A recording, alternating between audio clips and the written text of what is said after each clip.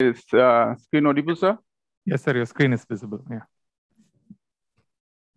Okay, I thank the organizers, PCSI, especially Dr. Ramakrishna for giving me the opportunity. So, discussing the device closure, its incidence is quite low in the age of primary PCI. It was quite high, and this topic has been already discussed yesterday by Sudeep Burma from Hyderabad extensively, and today Dr. Kalyana Sundaram also has discussed the procedure in detail. So I have to cut short my presentation because a lot of overlap. So I thought that I'll say a few words that I do the cases the way. The things is that it's a very high mortality situation. So we have to select patients very carefully. So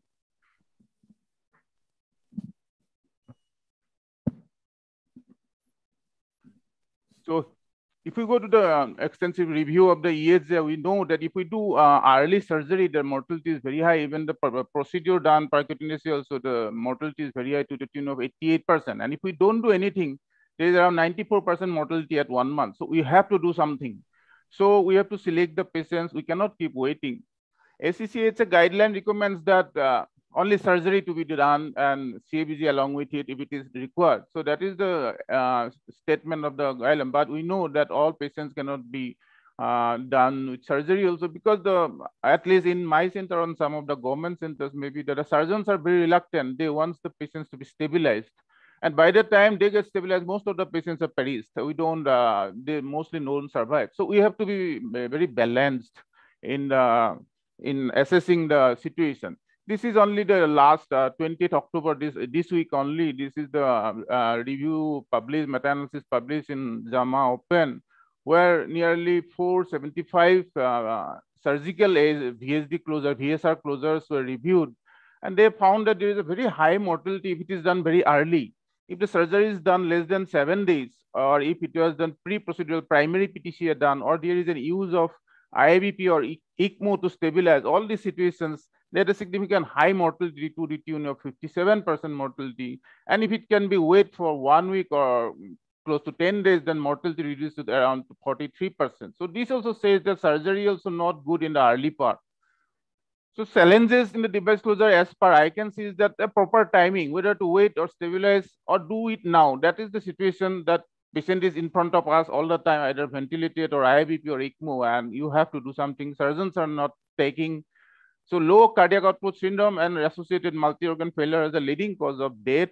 Margins are friable, so necrotic tissue early attempt may not get a very good tissue order to catch the device. Also the selection device. If we get a larger defect, we think that ASD will be better, but you know that the wedge is only 4 millimeters. So on a ventricular septum device, ASD device may not be suitable. Same way, VSD device only you have got a 7 mm. VSR device sizes are limited. So dark occluder, you have got up to 24 nowadays. So those are the devices that we have to be familiar with, which device to put in which place. And most important, the proper imaging is very much essential, because contrast use will be very much limited in such cases. In fact, Dr. Burma yesterday, they said that they are not using most of the cases without contrast. But that is sometimes very difficult. So transcatheter closure is very difficult in posterior situation because they are very close to mitral on tricuspid, but can be done if we can image properly. Of course, residual are done. Some of the shortcomings are that rigid seat may traumatize and enlarge the VSD, so they have to be very careful. Contrast may worsen heart failure, already mentioned. Device may migrate. Tensier AV blocks are commonly found. So with this background, I just want to see so few of the cases that I have done. This is a 60-year-old male smoker, hypertensive. He presented with an anterior wall MI with a QRBBB, delayedly presented from another hospital. So he was having an pansystolic murmur with capitation in his chest. And echo revealed the anteroseptal VSR with thin margins. Defect was actually 20 millimeter and transthoracic echo. His KFT variance thrombocytopenia was not settling 18,000, 90,000. So this was the first case I did in 2011. And on the day 11, out of anguish, CTVS was not picking up. So I thought that let's try. And family was very much consented to do whatever I want. So this is the coronary angio, LAD occluded and RCA. There was at crux, your PD was 90%. And this is the shot at iliocranial, and there is a VSR that was, I thought that it will be amenable for a muscular VSR device. So with this image background, I took a device of, I did not show all the crossing out techniques because Dr. Kalyan Sundaram has extensively and nicely shown all these details. So I just wanted to case, this was 24 VSR device. The point, just I want to show that after the deployment of the LV side of the disk, the RV side never takes a shape. So it took nearly 15-20 minutes that our RV side did not take a shape. After a lot of minutes of Google or other types of maneuvers, push and pull, subsequently around 15 to 20 minutes after the procedure, this shape could be was taken up by the device, and ultimately we released the device. The only problem was with the device was that there was significant residual sound confirmed with a hand shoot also on INCO also. But we did not chase the residual sound that time because patient became very sick on the during the procedure. He had prolonged hematuria, as Dr. Bharat said repeatedly, in a high pressure chambers, residual sound can be very killing. So this patient had very prolonged hematuria, thrombocytopenia. He required multiple transfusion. In fact, he had hematuria for 2 weeks to settle, but for our check that hematuria settled, he stayed in hospital for more than 3 weeks. And this was my first case. Subsequently, he had severe chest pain for which we did angioplasty also. Though we offered surgery, he was not willing. So with some residual, he's still surviving. He came to me till 2019. So this is my first case. In the second case, this is a smoker, 65 year. He had an intraoral MI in somewhere in Rajasthan. He was offered primary angioplasty to RCA 2 stents. Post stents 2 hours, he became very sick. He developed pulmonary edema, and they picked up the 2 centimeter VSR flowing left to right. This is a posterior septal VSR related to RCA. Then he was transferred to Delhi, discussing after with me. And he was stabilized gradually, but again, he was not taken up by surgical team because of urea 112, creatine 2 point, bilirubin 1.8, enzymes were elevated.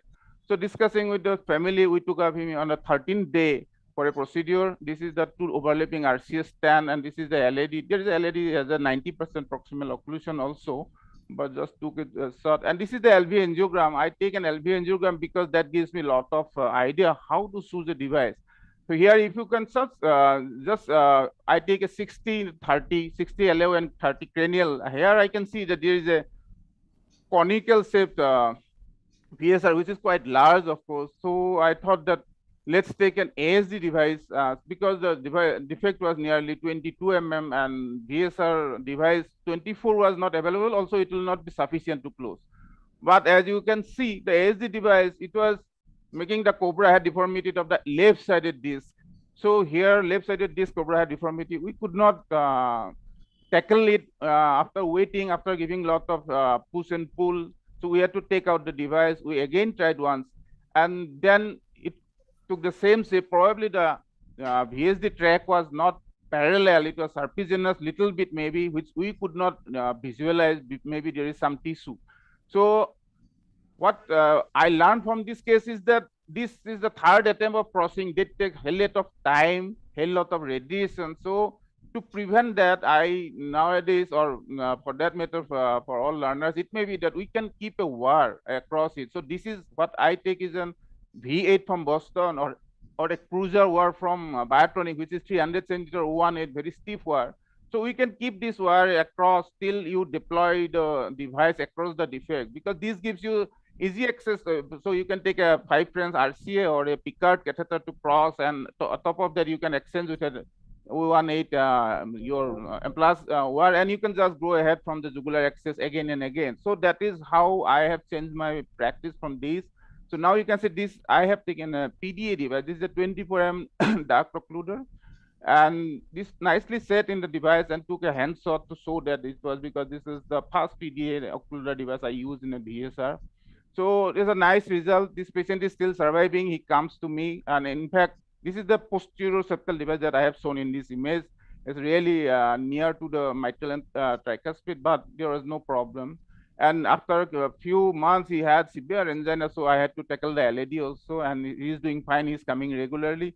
This is his echo when we did an angioplasty, and shows that he is really doing good. There is endothelialization of the device, and LV is also around 40-45%.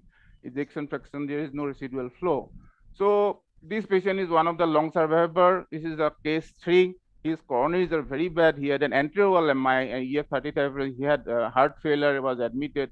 Again, this time I could see definitely a conical VSR, because it's always like that. But imaging and properly evaluating the PSD is very important. So here I straightforward gone with a 24M ADO, and you can see that nicely set there, and the VSR was closed. There was very residual through device flow, which settled nicely. So you can see he came actually day before yesterday because of his excessive angina, which could not be tackled by local cardiology. So here you can see this apical VSR, which device is nicely sitting, and EF is very good. In fact, EF is around 50%. If you can see first image, which is a personal short axis and tilted anteriorly, then you can see the device also. And the second one is a 4-chamber view. And both you can see that the device is sitting nicely. There is no residual flow. And LV has improved significantly, and probably that is the cause that he is having significant angina now. He has come yesterday. We did some angio. LAD is nearly same, but right coronary artery needs his maybe angioplasty can be offered to him. So we are evaluating that. So these are the 3 long-term survivors that I have shown. I have not shown the images of short-term survival because my experience from 2011 to 19 is 15 devices attempted, 3 failures, which included during procedure mortality on table, and within 2-3 hours procedure death. So my success rate may be around 80% in our center. There are 2 early death in hospital before discharge, 2 in hospital mortality. 2 died 3 to 6 months after procedure, 1 because of contracted very long heart failure, and 1 had a VT, then he was intubated but couldn't survive. So there is around 6 long-term survivors, which is around 40%. So learning points is it should be closed, because very poor prognosis if we don't close. The issue is that all devices are not available for percutaneous closure. So there should be a very close coordination between the surgical team and the cardiology team, so that the device that can be closed percutaneously, we can give them a option, and the surgical team has to take up majority of the cases, because that is the surgical problem. Problem for surgeon also is in acute phase, there is margins are very flimsy, so they cannot, stitches will not be whole prosthetic material. So waiting may lead to death. So all the situation, we should take a very balanced decision and should try to help the patient. Thank you.